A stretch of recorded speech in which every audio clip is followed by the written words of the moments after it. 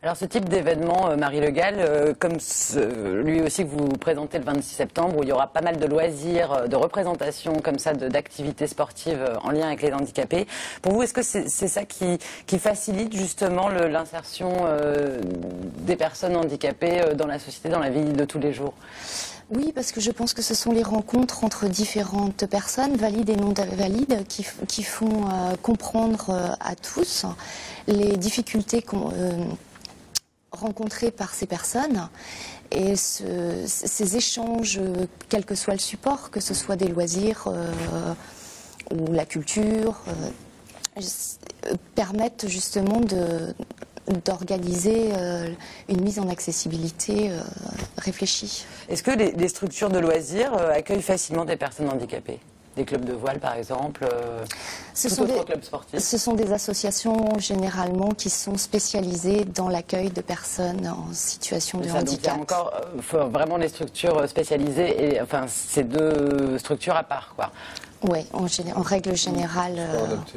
Ouais. Est-ce que ça, c'est quelque chose, vous qui travaillez justement auprès des personnes handicapées tous les jours, que vous regrettez ou vous pensez qu'il faut plus de mixité, Olivier? Après, ça dépend. Ça dépend parce que c'est vrai que pour pouvoir permettre d'accéder à certains sports, il faut adapter le projet ou adapter le matériel ou adapter parce qu'autrement c'est les mettre en échec, donc c'est pas forcément une bonne chose. Donc après c'est vraiment du cas par cas, comme souvent. En tous les cas, sur la culture, c'est facile de mixer valide et handicapé, Olivier, comme vous le faites. Bah on y arrive. Ça fonctionne bien. On y arrive, ouais, ça fonctionne bien. C'est une belle réussite. Ouais. Qu'est-ce qui reste à faire, Marie, pour encore plus de mixité entre validés et handicapés, par exemple à Quimper? Selon vous, dans un monde idéal, qu'est-ce que vous feriez? Oh là là, déjà il faudrait qu'on dépasse le handicap.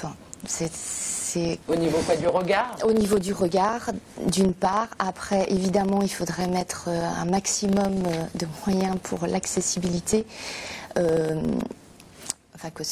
la ville. Vous parlez de l'accessibilité, justement. On en est où aujourd'hui? Parce que il y avait quand même l'obligation.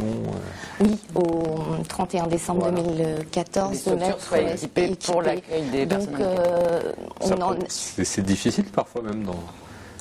C'est compliqué parce que effectivement, ça nécessite des moyens.